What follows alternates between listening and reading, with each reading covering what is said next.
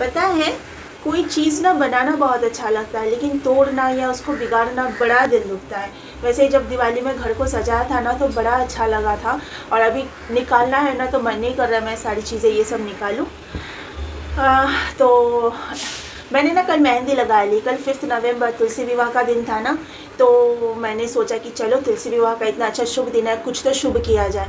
तो मैंने मेहंदी लगा ली। आप लोगों ने शॉर्ट में तो देखा होगा ना, शॉर्ट वीडियो जो मैंने अपलोड किया है उसमें देखा होगा, जब मेहंदी लगा रही थी एक शॉर्ट्स मैंने निकाला था और उसको अपलोड भी किया है।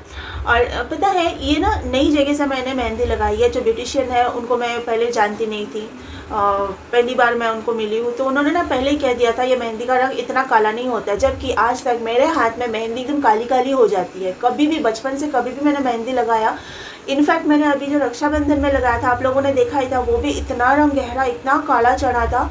लेकिन इस बार ना पता नहीं ब्यूटिशियन ने बोला, जब मैंने भी उनको सवाल नहीं किया कि क्यों काला नहीं होगा, क्यों कलर इसका नहीं इतना गहरा चढ़ेगा, क्योंकि नए लोगों से ज़्यादा सवाल जवाब करना अच्छा नहीं लगता है ना। लेकिन देखिए सच में इतना ज़्यादा काला नहीं हुआ।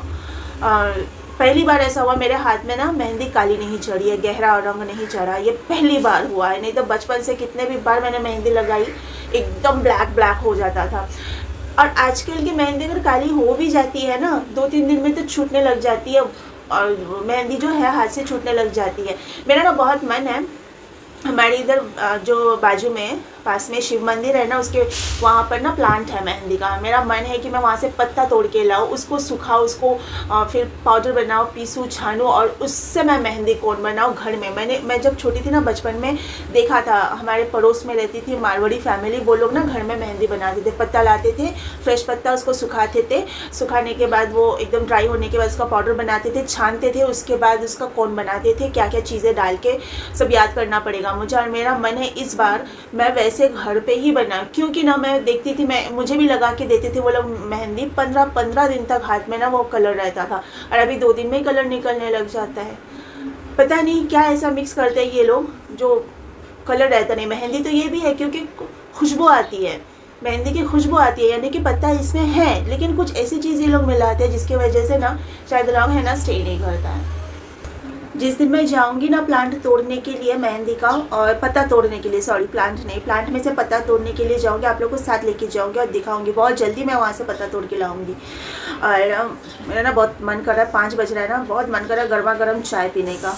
अभी चाय बनाऊंगी। अच्छा, मुझे ना एक चीज़ आप लोग के साथ आज डिस्कस करना है। 16 श्रृंगार, औरत का जो है ना 16 श्रृंगार करना पड़ता है, जो हमारे शास्त्र पुराण में भी कहा गया है कि औरत के लिए 16 श्रृंगार करना बहुत ज़रूरी होता है। क्योंकि अगर औरत 16 श्रृंगार करती है तो ही घर में प्रॉस्पेरिटी आती है, घर में लक्ष्मी आती है, कहते हैं ना। तो ये 16 श्रृंगार में क्या क्या आता है बहुत सारे लोगों को ना पता नहीं। बहुत सारे लोगों को लगता है मेकअप कर लिया, क्रीम लगा लिया, पाउडर लगा लिया, चेहरे पे फाउंडेशन थोप लिया, वो है 16 श्रृंगार। नहीं, 16 श्रृंगार में क्या क्या आता है 1 to लेके 16 तक मैं सारी चीज़ें आप लोगों के साथ विद प्रूफ शेयर करूँगी। मुझे भी पता नहीं था, मैंने भी इतना तो पता था क्रीम पाउडर वगैरह फाउंडेशन वगैरह 16 श्रृंगार में आता नहीं है, इतना पता था। लेकिन 16 के 16 जो है वो मुझे पता नहीं था। मैंने भी सर्च किया है, मैंने खुद जाना है और आपको भी ये जानकारी दूंगी। आप लोग बने रहो मेरे साथ में। And you all are welcome to my channel fashion and finery by Rit. Hope you all are doing well. चाय बनाती हूँ, उसके बाद मैं 16 श्रृंगार का डिस्कस आप लोग के साथ करूँगी। Subscribe to Fashion and Finery and don't forget to hit the bell icon. मेरी जो चाय है ना कुछ ऐसे बनती है। मुझे ना पतंजलि मिल्क बहुत जचा है, इस तरह जचा है, इस तरह मुझे ये दूध से प्यार हो गया है। कोई और दूध अच्छा ही नहीं लगता, ना डेयरी से लाया हुआ दूध, ना अमूल, ना कोई और दूध, किसी का टेस्ट अच्छा नहीं लगता पतंजलि का दूध पीने। मैं पतंजलि का प्रमोशन नहीं कर रही, मैं अपनी बात बता रही हूँ।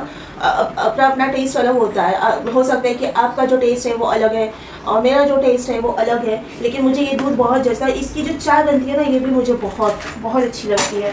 पता है मटके जैसे, मटके में दूध को उबालने के बाद जो एक अलग सी सौंधी सौंधी खुशबू आती है ना पतंजलि मिल्क के अंदर से, है ना, वो सौंधी सी खुशबू आती है जो कि मुझे बहुत ज़्यादा पसंद है। 1 कप चाय के अंदर पानी में 1 बूंद भी नहीं डालती हूँ, बिल्कुल भी पानी नहीं डालती हूँ, मिलावटी नहीं चाहिए मेरे को। हमारा ये जो गैस ओवन है ना, ये है तो ऑटोमेटिक, इसको लाइटर की ज़रूरत पहले नहीं पड़ती थी जब नया नया लिया था, लेकिन इसका ऑटो सिस्टम हो गया ख़राब तो अभी लाइटर की ज़रूरत पड़ती है। 9 साल हो गया इस गैस ओवन को, 2013 में लिया था, 2022 चल रहा है, 9 साल पुराना है ये चूल्हा। दूध के अंदर 1.5 स्पून शुगर चाहिए मुझे।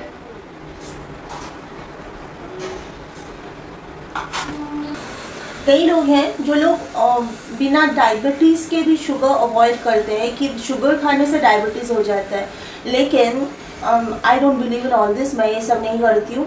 मैं बहुत ज़्यादा स्वीट भी नहीं खाती हूँ। हाँ, चाय पीती हूँ दिन में, सुबह की चाय तो मैं कंपलसरी पीती हूँ, शाम की चाय जो है वो ऑप्शनल है। कभी भी आज पिया तो ज़रूरी नहीं मैं कल भी पीऊँगी, मेरा मतलब मूड के ऊपर रहता है। और ये चाय पत्ती, अभी चाय पत्ती यूज़ करते हैं हम टाटा टी गोल्ड, सारी चीज़ें बता रही हूँ। टाटा टी गोल्ड बहुत जमता है। तो शुगर, कुछ दिन पहले डॉक्टर्स मीट हो रहा था, टीवी पर देख रहे थे हम लोग, तो डॉक्टर लोग 3-4 डॉक्टर्स बैठे थे और शुगर के बारे में बात कर रहे थे। ये कह रहे थे कि आप शुगर, अगर आप डायबिटिक नहीं हो, अगर आपको डायबिटीज़ नहीं है तो आप दिन में 8 चम्मच शुगर भी पूरे दिन में इंटेक कर सकते हो, लेकिन इतना ज़रूरी नहीं होता है। मुझे लगता है कि 8 चम्मच बहुत ज़्यादा ही हो जाता है। तो मोस्टली लोग 8 चम्मच तो नहीं करते होंगे, जहाँ तक मुझे लगता है, पता नहीं अभी। मेरा तो बस चाय के साथ में जो 1.5 टेबल स्पून जो जाता है उतना ही शुगर जाता है। बाकी मिठाई वगैरह तो कहाँ हम रोज़ खाते हैं, दिवाली गई मिठाई भी बस, अब और किधर मिठाई। शुगर खाने से डायबिटीज़ होता है, ये बहुत बड़ा बकवास है। मैं आप लोगों को बताऊँ, ऐसे लोग हैं ज़िंदगी में कभी चाय नहीं पिया है, मिठाई नहीं खाया है, वो लोग भी डायबिटिक पेशेंट है। मालूम है क्यों? क्योंकि दिन भर वो लोग चावल खाते रहते हैं। सुबह ब्रेकफास्ट में भी चावल खाते हैं, दोपहर में भी चावल खाते हैं, रात में भी चावल खाते हैं, दबा दबा के चावल खाते हैं। तो कोई भी चीज़ खाने से कुछ नहीं होता है। जब आप बहुत ज़्यादा क्वान्टिटी में खाते हो तब आपको बीमारी पकड़ लेती हैं। आप शुगर खाओगे तो आपको डायबिटीज़ नहीं होगा, लेकिन आप बहुत ज़्यादा खाओगे तो होने के चांसेस बढ़ जाएंगे। वैसे ही चावल आप खाते हो ठीक है, लेकिन उसका एक क्वांटिटी होना चाहिए, टाइमिंग होनी चाहिए। आप कभी भी दिन में बार बार चावल खाओगे तो आपको डायबिटीज़ होनी है। तो बहुत सारी चीज़ें हैं, जैसे मेरे पापा, कहीं से सुना था कि गाजर का जूस पीना अच्छा होता है हेल्थ के लिए। वेट बहुत ज़्यादा गेन हो चुका था, तो इसके वजह से वेट लॉस के लिए गाजर जूस पी रहे थे। सुबह उठ के खाली खाली पेट गाजर जूस पीते थे, पूरा दिन कुछ नहीं खाते थे, गाजर जूस पीते थे। पकड़ लिया डायबिटीज़। और खूब मिठाई से बहुत प्यार था, रसगुल्ले का रस घटाघट पी जाते थे, डायबिटीज़ होना ही था। तो कोई भी चीज़ आप लिमिट में खाओगे पियोगे कभी आपको नहीं होगा, लेकिन जितना शरीर को ज़रूरत है उससे ज़्यादा अगर आप डाल रहे हो शरीर में तो नुकसान होना है, बीमारी पकड़नी है। हाँ, आप शायद सोचोगे कि जब आपके पापा गाजर जूस इतना पीते थे तो आपने पापा को क्यों नहीं बताया ये नुकसान। अगर आपको मालूम है कि ये नुकसान है तो आपने अपने पापा को क्यों नहीं बताया। उस टाइम पे हम बहुत छोटे थे। आज से पापा को कुछ नहीं भी तो 17-18 साल पहले की बात कर रही हूँ, जब पापा को डायबिटीज़ पकड़ा था। तब कहाँ थे हम लोग, इतने छोटे छोटे से थे, हमें थोड़ी इतनी जानकारी थी। जानकारी तो मुझे अभी होने लगी है, 2-5 साल से, 6-7 साल से मैं जानकारी लेने लगी हूँ। तो जितनी जानकारी मैं पढ़ती उतनी जानकारी और बढ़ती है मेरी। तो बचपन में कौन सी जानकारी थी, देखती थी पापा गाजर जूस पी रहे, सुबह उठ के बना के रखते हैं फ्रिज में भर के। और पता है कोई भी जूस हो चाहे फ्रूट हो, काट के ज़्यादा देर तक रख नहीं देना चाहिए। और बहुत सब्ज़ी हो चाहे फ्रूट हो चाहे जूस हो, बना के अगर आप रख दोगे और फिर आधे घंटे से ज़्यादा आप कोई भी जूस रख नहीं सकते हो, ज़्यादा से ज़्यादा आधा घंटा, उससे ज़्यादा अगर आपने रख दिया तो वो जहर बन जाता है। तो फल भी वैसा ही है, आप काटो फ्रेश खाओ। अगर 15 मिनट आधे घंटे से ज़्यादा हो गया तो वो फूड पॉइजन कर जाएगा। सब्ज़ी भी सेम, काट के आप रख देते हो बाहर हो चाहे फ्रिज में हो, अब निकाल के फिर भाजी बनाते हो, सैलेड को काट के रख देते हो, घंटों घंटों बाद आप खाते हो, तो उसका कोई फ़ायदा नहीं, उल्टा नुकसान ही है, फूड पॉइजन कर देगा, वो जहरीला बन जाता है। बन गई मेरी चाय।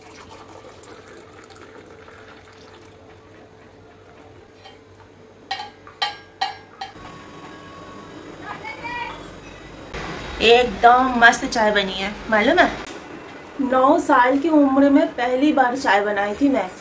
और मेरी दादी चाय पी के बोली थी, जब पहली बार चाय बनाई थी मेरी दादी पी के बोली थी, क्या चाय बनाई है लड़की ने, इतनी छोटी उम्र में जो इतनी मस्त चाय बनाती है, ये जब बड़ी हो जाएगी तो खाना भी बहुत अच्छा बनाएगी। ये मेरी दादी का कहना था।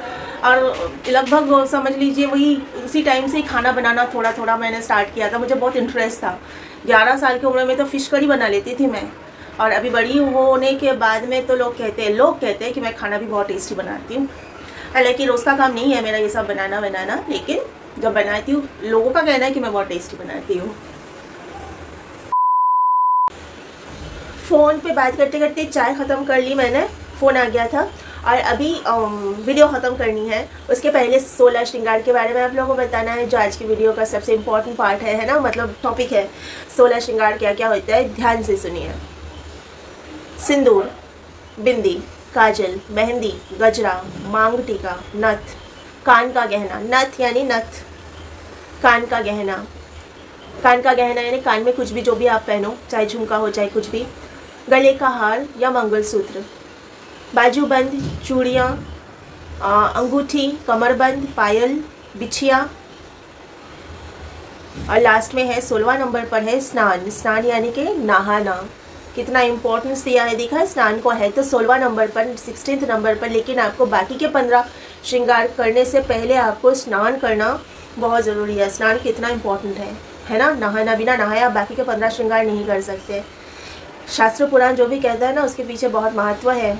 मानने वाले माने, नहीं मानने वाले ना माने, लेकिन नहीं माने तो वो आपकी प्रॉब्लम है। हर बार मैं यही कहती हूँ ना, कुछ भी कहने से पहले मानना ना मानना अपने ऊपर है, लेकिन जो हमारे रिलीजन ने कहा है, कोई भी रिलीजन में जो भी चीज़ें हैं उसके पीछे बहुत महत्व है। ऐसे ही फालतू में बनाने ही दिया गया है।